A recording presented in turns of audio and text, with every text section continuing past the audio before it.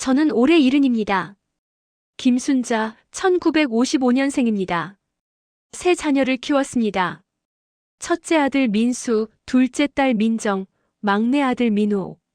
모두 40이 넘었네요. 오늘은 그 아이들을 키우며 제가 겪었던 일들을 이야기하려 합니다. 지금까지 아무에게도 말하지 않았던 이야기들입니다. 남편한테도 자식들한테도 친구들한테도 말하지 않았습니다. 왜 말하지 않았을까요? 말하면 자식들이 미안해할까봐, 부담스러워할까봐. 그리고 솔직히 말하면 저 스스로도 부끄러웠습니다. 내가 이렇게까지 해야 했나 싶어서요. 하지만 이제는 말해도 될 것 같습니다. 나이가 들고 나니 그게 부끄러운 일이 아니라 자랑스러운 일이었다는 걸 알겠더라고요. 제가 한 일들이 대단한 건 아닙니다. 그냥 부모라면 다들 하는 일이었죠. 하지만 그 과정이 쉽지만은 않았습니다. 오늘 제 이야기를 들으시는 분들 아마 공감하실 겁니다. 나도 그랬는데, 우리 집도 그랬는데 하실 거예요. 네, 맞습니다. 우리 모두 그렇게 살았습니다. 자, 그럼 제 이야기를 시작하겠습니다. 1978년 23세 결혼했습니다. 남편 김철수는 회사원이었습니다. 월급이 8만 원. 그게 전부였습니다. 신혼집은 서울 영등포 쪽 단칸방이었습니다. 월세 3만 원. 방 하나에 부엌이 딸린 정말 작은 집이었습니다. 세간이라곤 이불 2채, 작은 밥상 하나, 그릇 몇 개가 전부였습니다. 하지만 행복했습니다. 젊었고 사랑했고 앞으로 잘 살 수 있을 거라 믿었으니까요. 결혼한 지 1년 만에 첫 아이가 생겼습니다. 아들이었습니다. 민수. 1979년 가을 산부인과 병원비가 5만 원. 남편 월급의 절반이 넘는 돈이었습니다. 빚을 내서 냈습니다. 아이를 안았을 때의 그 감격. 지금도 기억합니다. 이 아이를 잘 키워야겠다는 다짐. 하지만 현실은 만만치 않았습니다. 분유값이 한 통에 3,000원. 일주일에 한 통씩 샀습니다. 한 달이면 1만 2천 원. 남편 월급의 15%가 분유값으로 나갔습니다. 기저귀는 헝겊 기저귀를 빨아 썼습니다. 일회용은 너무 비쌌으니까요. 매일 빨래했습니다. 손빨래. 빨래판에 비누칠해가며 빨았습니다. 겨울에는 손이 얼어서 갈라지고 피가 났습니다. 하지만 힘든 줄 몰랐습니다. 젊었으니까요. 첫 아이니까 모든 게 신기하고 행복했습니다. 민수가 두 돌이 되던 해 둘째가 생겼습니다. 딸 민정이었습니다. 기쁨도 잠시, 걱정이 밀려왔습니다. 아이가 둘이 되니 돈이 더 들었습니다. 남편 월급은 그대로인데 지출은 2배가 되었습니다. 전세 계약도 만료되어 이사를 가야 했습니다. 전세금을 올려달라고 했습니다. 100만 원을 더 내야 했습니다. 100만 원. 그게 어디 있었겠습니까? 친정에 손을 벌렸습니다. 어머니께서 숨겨두셨던 돈을 주셨습니다. 내가 고생하는 거 알아. 이거라도 보태라며. 그 돈을 받을 때 눈물이 났습니다. 어머니도 넉넉지 않으신데 저를 위해 아껴두신 돈이었습니다. 그때 결심했습니다. 나도 일을 해야겠다고. 민정이가 돌이 지나자마자 일을 시작했습니다. 동네 슈퍼마켓에서 아르바이트를 했습니다. 하루 4시간 오전 9시부터 오후 1시까지. 일당 3,000원. 민수는 어린이집에 맡겼습니다. 한 달에 2만 원. 민정이는 시어머니께 부탁했습니다. 일하러 가는 날이면 시어머니 댁에 민정이를 맡기고 갔습니다. 시어머니도 편찮으셨는데 아이까지 봐주시려니 얼마나 힘드셨을까요? 하지만 어쩔 수 없었습니다. 돈을 벌어야 했으니까요. 슈퍼마켓 일은 힘들었습니다. 물건을 나르고 진열하고 손님들 응대하고 4시간이 짧게 느껴지지 않았습니다. 하지만 버텼습니다. 한 달에 7만 원을 벌었습니다. 남편 월급에 보태니 조금은 숨통이 트였습니다. 1985년 민수가 초등학교에 입학했습니다. 책가방, 운동화, 학용품. 준비할 게 많았습니다. 10만 원 가까이 들었습니다. 입학식 날 새 교복을 입은 민수를 보며 뿌듯했습니다. 우리 아들이 학교에 가는구나. 하지만 걱정도 컸습니다. 앞으로 계속 돈이 들 텐데 우리가 감당할 수 있을까? 민수는 공부를 잘했습니다. 성적표를 받아오면 늘 상위권이었습니다. 담임 선생님이 말씀하셨습니다. 민수는 머리가 좋습니다.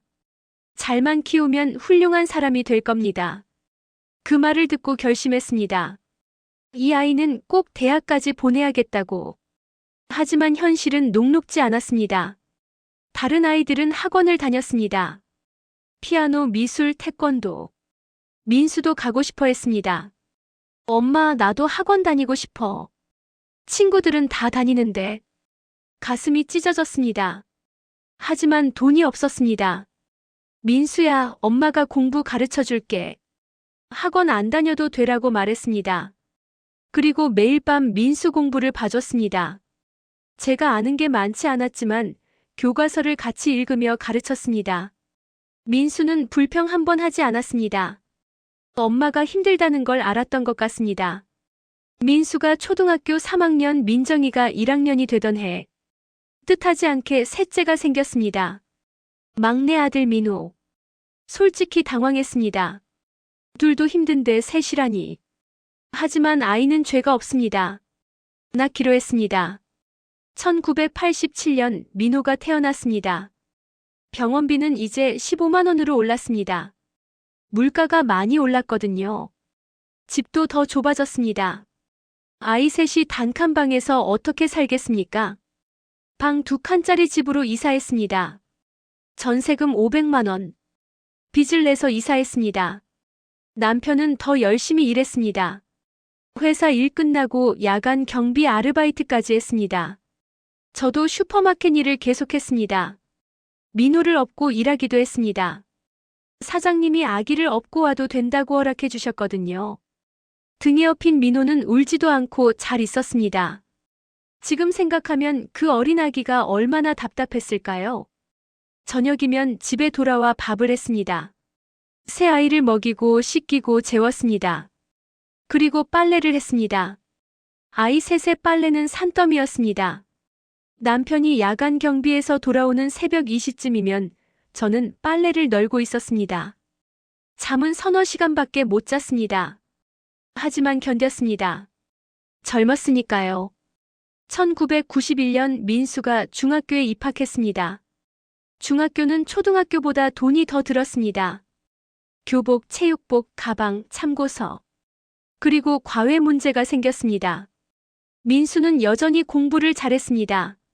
하지만 중학교는 경쟁이 치열했습니다. 다른 아이들은 과외를 받았습니다. 영어, 수학. 한 과목에 한 달 10만 원씩. 민수도 과외가 필요했습니다. 특히 영어를. 저는 영어를 가르칠 수 없었으니까요. 고민 끝에 결정했습니다. 영어 과외를 시켜주기로. 한 달 10만 원. 그게 어디 있었겠습니까? 더 많은 일을 했습니다. 슈퍼마켓 일을 오후까지 늘렸습니다. 하루 8시간, 한 달 15만 원을 벌었습니다. 그리고 저녁에는 집에서 부업을 했습니다.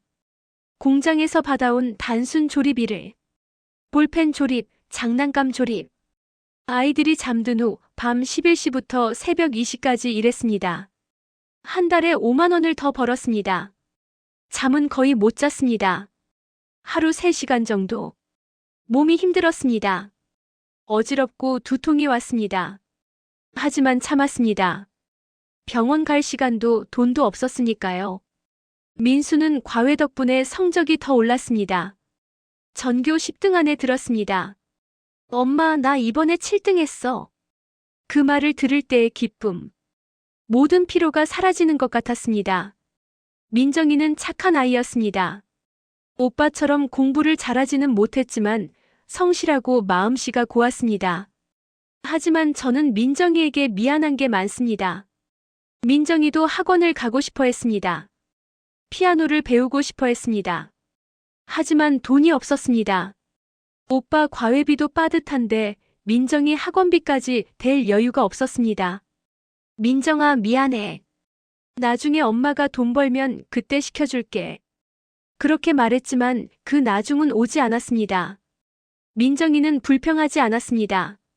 괜찮아, 엄마. 나는 안 다녀도 되라고 말했습니다. 하지만 알았습니다.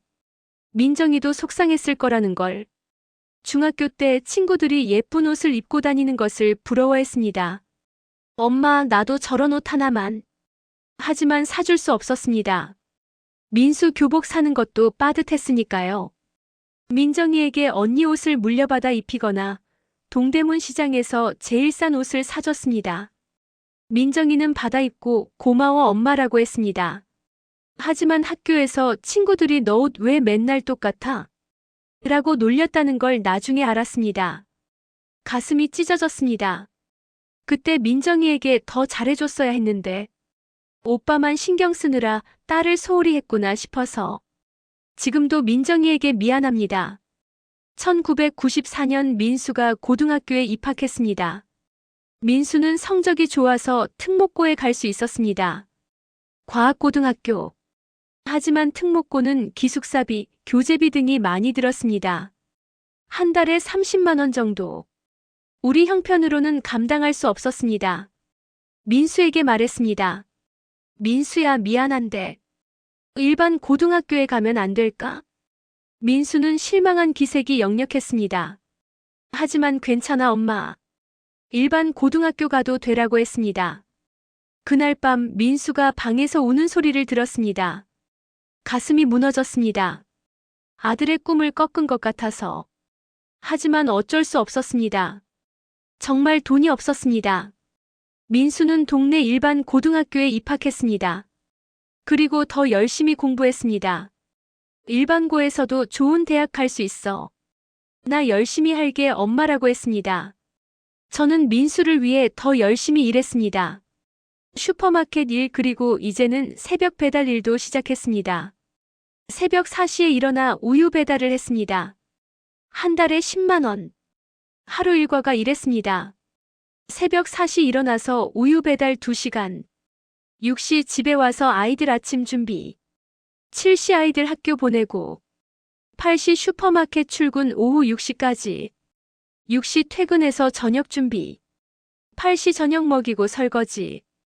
9시 밤 부업 새벽 1시까지. 일시잠. 잠은 3시간. 매일. 몸이 망가지고 있었습니다. 하지만 멈출 수 없었습니다. 사실 여기서 제가 숨겨왔던 이야기를 해야 할 것 같습니다. 우리 집에는 빚이 있었습니다. 전세 보증금으로 빌린 돈 300만 원. 민수 과외비로 빌린 돈 200만 원. 민정이 중학교 입학금으로 빌린 돈 100만 원. 총 600만 원의 빚.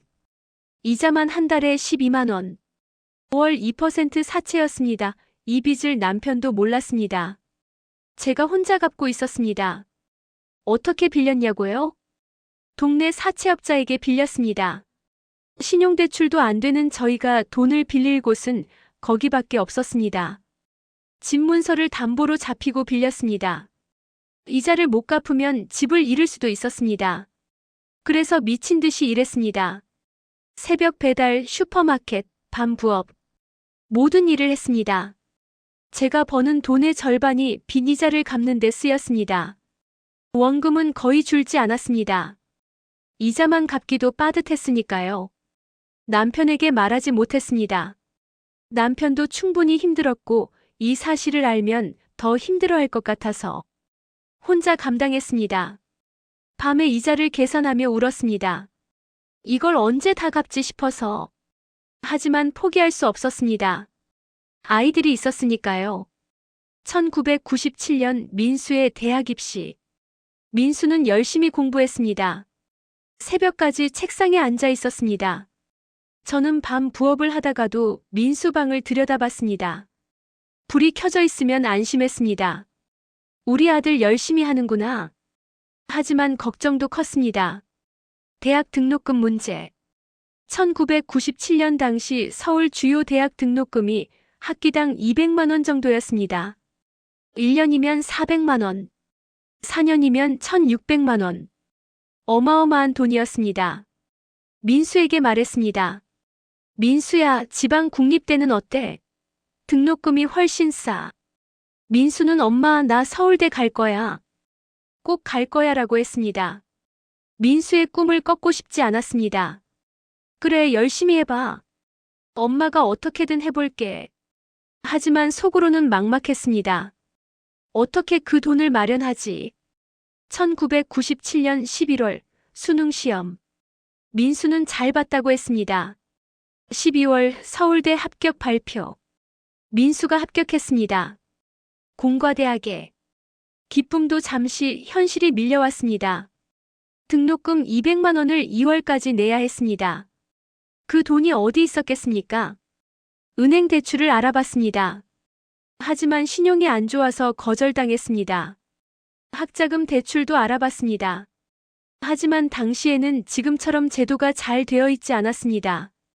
결국 또 사채를 썼습니다. 이번에는 500만 원을 빌렸습니다. 등록금과 생활비를 위해. 이자는 월 3%, 한 달에 15만 원. 빚이 이제 1,100만 원이 되었습니다. 하지만 어쩔 수 없었습니다. 아들을 서울대에 보내야 했으니까요. 파트 신민수의 대학 생활, 그리고 나의 식당 1998년 민수가 대학에 입학했습니다. 서울대 공대. 동네에서 난리가 났습니다. 김신의 아들이 서울대 갔대. 자랑스러웠습니다. 하지만 동시에 부담도 컸습니다. 등록금뿐 아니라 생활비, 책값, 교통비. 계속 돈이 들었습니다. 민수는 아르바이트를 하겠다고 했습니다. 하지만 공부에 전념해라. 엄마가 어떻게든 할게라고 말했습니다. 더 많은 돈이 필요했습니다. 슈퍼마켓을 그만두고 식당 일을 시작했습니다. 동네 중국집에서 일했습니다. 주방 보조와 홀서빙.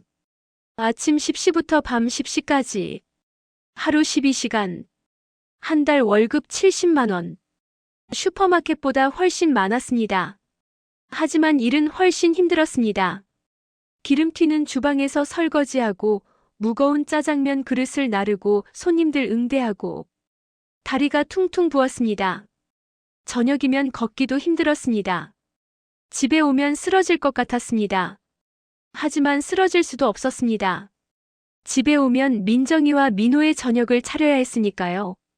남편은 야간 경비 일을 계속하고 있었습니다. 식당 일이 끝나면 밤 10시. 집에 오면 11시. 아이들은 이미 저녁을 대충 먹고 있었습니다. 라면을 끓여 먹거나. 미안했습니다. 엄마가 밥을 차려주지 못해서. 민정이가 엄마 괜찮아. 나랑 민호가 알아서 먹어. 엄마 쉬어라고 했습니다. 눈물이 났습니다. 우리 딸이 얼마나 철이 들었는지. 그렇게 1년을 버텼습니다. 1997년 말 IMF 외환위기가 터졌습니다. 남편 회사도 영향을 받았습니다. 정리해고가 시작되었습니다. 1998년 초 남편이 해고되었습니다. 청천벽력 같았습니다. 민수 대학 등록금, 민정이와 민호 학비, 생활비, 그리고 빚이자. 이제 제 식당 월급 70만 원이 가족 전체의 수입이 되었습니다. 턱없이 부족했습니다. 남편은 실직 충격에 우울해졌습니다. 매일 구직 활동을 했지만 쉽지 않았습니다. 40대 중반 경력이 있어도 재취업이 어려운 시기였습니다. 남편도 아르바이트를 시작했습니다. 택시 운전을 배워서 대리운전 일을 했습니다. 하루에 3-5만 원씩 벌었습니다. 한 달이면 100만 원 정도. 그래도 부족했습니다. 민수 등록금이 밀렸습니다. 학교에서 독촉이 왔습니다. 민수에게 미안해서 어떻게 말할 수가 없었습니다. 결국 민수가 알게 되었습니다. 학교에서 통보가 온 거죠. 엄마, 등록금이 밀렸어. 미안해 민수야. 엄마가 곧 마련할게. 민수는 엄마, 나 휴학할게. 돈 벌어서 복학할게라고 했습니다. 안 돼. 절대 안 돼. 내가 공부를 놓으면 다시 시작하기 힘들어. 엄마가 어떻게든 해볼게. 또 빌렸습니다. 이번에는 친척에게 200만 원을. 빚이 눈덩이처럼 불어났습니다. 이제 1,500만 원. 식당 일만으로는 안 되겠다 싶었습니다. 낮에는 다른 일을 하기로 했습니다. 아파트 청소 일을 구했습니다. 새벽 5시부터 오전 9시까지. 한 달 30만 원. 하루 일과가 이렇게 되었습니다. 새벽 5시 일어나서 아파트 청소 4시간. 9시 집에 와서 샤워하고 간단히 먹고. 10시 식당 출근 밤 10시까지. 10시 퇴근해서 집에 오면 11시. 11시 빨래, 집안 정리. 12시 잠. 잠은 5시간. 몸이 무너지기 시작했습니다. 어느 날 식당에서 쓰러졌습니다. 병원에 실려갔습니다. 의사는 과로입니다. 쉬셔야 합니다라고 했습니다. 하지만 쉴 수 없었습니다. 쉬면 돈을 못 버니까요. 입원도 하지 않고 링거 한 병 맞고 바로 나왔습니다. 식당 사장님이 좀 쉬었다 나와라고 했지만 괜찮습니다. 일해야 해요라고 했습니다. 그렇게 또 버텼습니다. 2000년 민정이가 고등학교 3학년이 되었습니다. 민정이도 대학에 가고 싶어 했습니다. 하지만 민수 등록금도 빠듯한 상황에서 민정이 등록금까지는 감당할 수 없었습니다. 민정이에게 말했습니다. 민정아, 미안한데 2년제 전문대는 어때? 아니면 취직을. 민정이는 울었습니다. 엄마, 나도 4년제 대학 가고 싶어. 친구들 다 가는데. 가슴이 찢어졌습니다. 하지만 어쩔 수 없었습니다. 정말 돈이 없었습니다. 민정이는 결국 전문대에 갔습니다. 2년제 사무자동학과. 등록금이 4년제보다 싸고 2년이면 끝나니까요. 민정이는 불평하지 않았습니다. 하지만 눈빛에서 실망이 보였습니다. 지금도 민정이에게 가장 미안한 부분입니다. 오빠는 서울대를 보내면서 딸은 전문대밖에 못 보냈다는 것. 민정이는 지금도 그걸 서운해합니다. 말은 안 하지만 알아요. 제가 딸을 차별했다고 생각하는 것 같아요. 하지만 그게 아니었어요. 정말 돈이 없었어요. 막내 민호는 중학생이 되면서 사춘기가 왔습니다. 민호는 공부를 잘하지 못했습니다. 형만큼 머리가 좋지 않았어요. 그리고 솔직히 저희가 민호에게 신경을 많이 못 썼습니다. 민수 대학 등록금, 민정이 전문대 등록금. 그것만으로도 정신이 없었거든요. 민호는 방치되었습니다. 학원도 못 다녔고 과외도 못 받았습니다. 성적은 계속 떨어졌습니다. 민호가 불만을 터뜨렸습니다. 엄마는 형만 좋아해. 나는 안 중요해. 민호야, 그게 아니라. 맞잖아. 형은 서울대 보내고 누나도 대학 보내고. 나는 학원 한 번 못 다녀봤어. 할 말이 없었습니다. 사실이었으니까요. 민호를 안았습니다. 미안해, 민호야. 엄마가 미안해. 민호는 울었습니다. 나도 공부 잘하고 싶어. 근데 어떻게 해야 할지 모르겠어. 가슴이 무너졌습니다. 막내를 제대로 돌보지 못한 죄책감.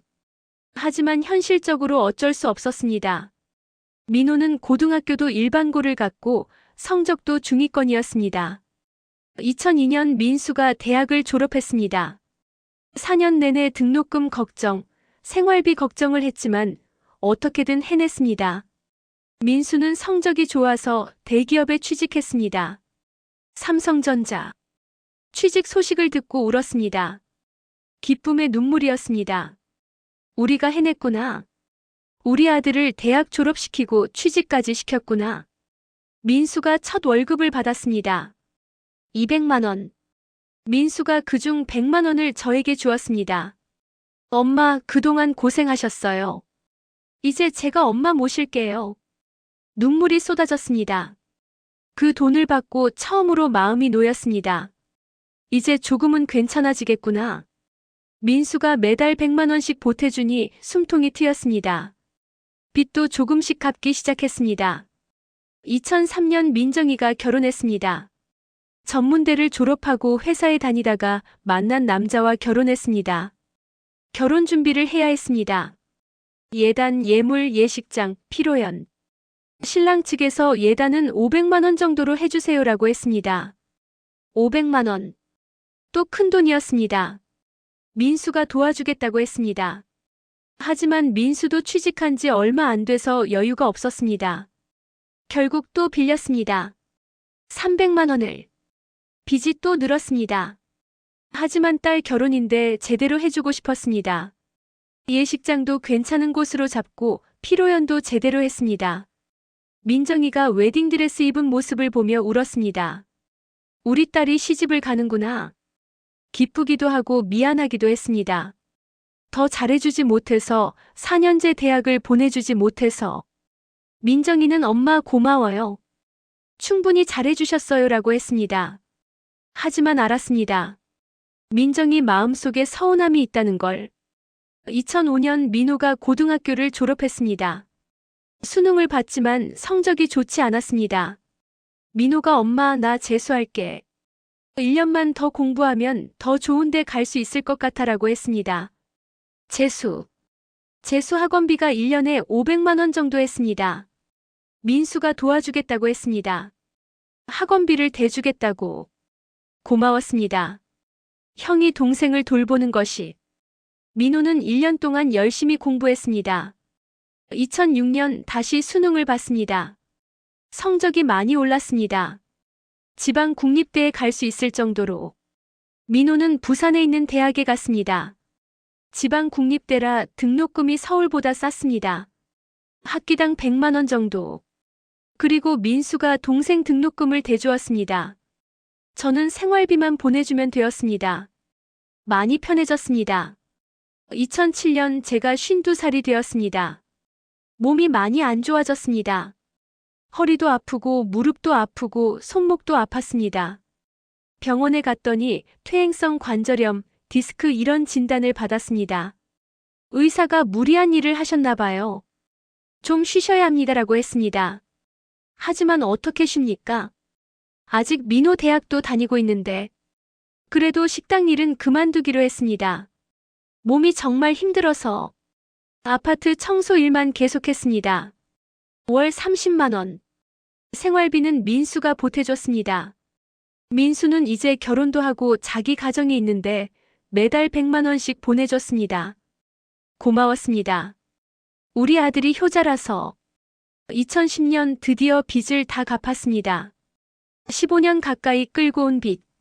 원금 1,500만 원의 이자를 포함하면 총 3천만 원 가까이 갚은 것 같습니다. 다 갚고 나니 홀가분했습니다. 이제 빚이 없구나. 처음으로 마음이 편해졌습니다. 남편도 그때서야 빚이 있었다는 걸 알았습니다. 당신이 그런 빚을 혼자 지고 있었어? 미안해요. 당신한테 걱정 끼치고 싶지 않아서. 남편이 울었습니다. 고생했어. 정말 고생 많았어. 평생 처음으로 남편한테 그런 말을 들었습니다. 민수에게 아이가 생겼습니다. 손주. 며느리가 어머니, 아기 좀 봐주실 수 있으세요? 라고 했습니다. 물론이죠. 기꺼이 봐줬습니다. 손주를 보는 건 기쁨이었습니다. 하지만 쉬운 일은 아니었습니다. 이미 55. 체력이 예전 같지 않았습니다. 아기를 안고 있으면 허리가 아팠습니다. 기저귀 갈고 분유 먹이고 재우고. 힘들었습니다. 하지만 당연히 해야 한다고 생각했습니다. 며느리도 일하니까 도와줘야죠. 5년 동안 손주를 봤습니다. 민정이에게도 아이가 생겼습니다. 민정이 집도 왔다 갔다 하며 손주를 봐줬습니다. 민호도 결혼하고 아이가 생겼습니다. 손주가 5이 되었습니다. 돌아가며 봐줬습니다. 힘들었지만 할머니 역할이라고 생각했습니다. 이제 제가 70입니다. 손주들도 다 컸습니다. 더 이상 봐줄 필요가 없습니다. 자녀들도 다 자리를 잡았습니다. 민수는 대기업 임원이 되었습니다. 민정이는 회사를 다니며 잘 살고 있습니다. 민호도 작은 회사를 다니지만 가정을 꾸려 살고 있습니다. 잘 키웠다는 생각이 듭니다. 돌아보면 정말 힘들었습니다. 잠도 제대로 못 자고 밥도 제대로 못 먹고 아프면서도 참고 일했습니다. 빚에 쪼들리고 자녀들에게 미안하고 내 인생은 없는 것 같았습니다. 하지만 후회는 없습니다. 아이들이 잘 자라줘서 고맙습니다. 물론 아쉬운 점도 있습니다. 민정이에게 더 잘해주지 못한 것, 민호를 제대로 돌보지 못한 것, 남편과 좋은 시간을 보내지 못한 것, 나 자신을 돌보지 못한 것. 하지만 그때는 그게 최선이었습니다. 할 수 있는 최선을 다했습니다. 자녀들은 모릅니다. 제가 얼마나 고생했는지, 얼마나 힘들었는지. 빚이 있었던 것도, 두세 가지 일을 동시에 한 것도, 밤에 울었던 것도 말하지 않았으니까요. 가끔 민수가 엄마 그때 힘드셨죠? 라고 물으면 괜찮았어. 내가 잘 자라줘서 행복했어 라고 대답합니다. 진심입니다. 힘들었지만 행복했어요. 하지만 동시에 내가 알면 얼마나 미안해할까 싶어서 자세히 말하지 않습니다. 민정이는 가끔 엄마 저 오빠랑 차별받은 것 같아요 라고 말합니다. 그때마다 미안해 민정아. 엄마가 능력이 안 되어서 라고 말합니다. 민정이는 이해는 하지만 그래도 서운해요 라고 합니다. 알아요. 당연히 서운하죠. 민호는 엄마 저는 방치되었어요 라고 농담처럼 말합니다. 웃으며 미안해 막내야 라고 하지만 속으로는 정말 미안합니다. 그래서 오늘 이렇게 말하는 겁니다. 자녀들에게 직접 말할 수는 없지만 이렇게라도 말하고 싶었습니다. 내가 얼마나 너희를 위해 애썼는지 자랑하려는 게 아닙니다. 인정받고 싶어서도 아닙니다. 그냥 기록하고 싶었습니다. 나는 이렇게 살았다고. 내 인생이 헛되지 않았다고. 그리고 같은 시대를 살아온 분들과 공감하고 싶었습니다. 우리 모두 고생했다고. 제 이야기가 특별한 건 아닙니다. 우리 세대 부모들은 다들 이렇게 살았습니다. 자녀 교육을 위해 밤낮 없이 일했습니다. 내 꿈은 접고 내 행복은 미루고 오직 자녀만 생각했습니다. 어떤 엄마는 새벽 시장에 나가 일했고 어떤 아빠는 중동에 가서 몇 년씩 떨어져 일했고 어떤 부모는 식당을 차려 밤낮 없이 일했습니다. 모두 자녀를 위해서였습니다. 우리 자녀들은 우리보다 나아야 한다는 한마음으로. 그리고 우리는 해냈습니다. 우리 자녀들은 우리보다 나아졌습니다. 더 좋은 교육을 받았고 더 좋은 직장에 다니고 더 나은 삶을 살고 있습니다. 우리의 희생이 헛되지 않았습니다. 제 삶을 돌아보면 희생의 연속이었습니다. 하지만 그것이 가치 없는 희생은 아니었습니다. 제가 희생한 덕분에 민수는 서울대를 나와서 좋은 직장에 다니고 있습니다. 민정이는 비록 전문대지만 그래도 대학을 나와서 자립했습니다. 민호는 늦게 철이 들었지만 지금은 잘 살고 있습니다. 세 자녀가 모두 건강하게 자라서 결혼해서 가정을 꾸리고 살고 있습니다. 이것이 제가 이룬 것입니다. 돈을 많이 번 것도 아니고 유명해진 것도 아니지만 세 자녀를 잘 키웠습니다. 이것이 제 업적입니다. 자랑스럽습니다. 다시 태어나도 똑같이 살겠냐고 물으면 솔직히 모르겠습니다. 이렇게 힘들게는 살고 싶지 않습니다. 하지만 자녀를 위해 희생하는 것은 후회하지 않습니다. 그게 부모니까요. 부모는 자녀를 위해 희생합니다. 그게 사랑이니까요. 물론 나를 좀 더 사랑할 거리라는 아쉬움은 있습니다. 내 건강을 챙기고 내 꿈도 쫓아보고 남편과도 좋은 시간을 보낼 걸. 하지만 그때는 그럴 여유가 없었습니다. 그러니 후회해봤자 소용없습니다. 지나간 일입니다. 지금 저는 어떻게 살고 있냐고요? 조용히 살고 있습니다. 남편과 단둘이 살고 있습니다. 건강은 좋지 않습니다. 여기저기 아픕니다. 과거에 무리한 대가를 치르고 있죠. 하지만 마음은 편합니다. 빚도 다 갚았고 자녀들도 다 잘 자랐고 이제 걱정할 게 별로 없습니다. 자녀들이 가끔 용돈을 줍니다. 민수가 매달 50만 원씩 보냅니다. 엄마 아빠 건강 챙기세요라며. 고맙습니다. 하지만 그 돈을 쓰기가 아깝습니다. 평생 돈을 아끼며 살아서 그런가 봅니다. 손주들 용돈 주는데 씁니다. 손주들이 오면 할머니 돈 주세요라고 합니다.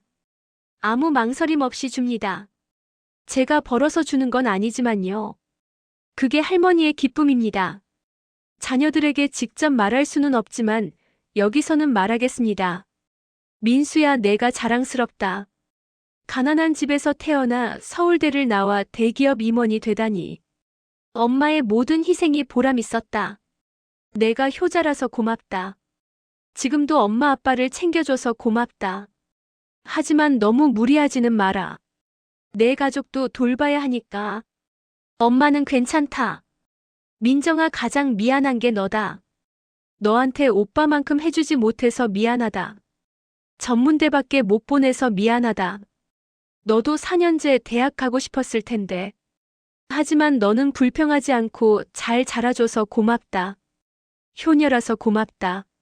엄마가 미안하다. 민호야, 막내라고 제대로 돌보지 못해서 미안하다. 형, 누나 뒷바라지 하느라 내게 신경을 못 썼다. 그래도 너는 잘 자라줬다. 늦게 철이 들었지만 지금은 멋진 남편이고 아빠다. 고맙다, 막내야. 지금 이 영상을 보고 계신 분들 공감하시나요? 나도 그랬어, 우리 집도 그랬어라고 고개를 끄덕이고 계신가요? 맞습니다. 우리 모두 그렇게 살았습니다. 우리는 대단한 세대입니다. 아무것도 없는 상태에서 시작해서 자녀들을 대학까지 보냈습니다.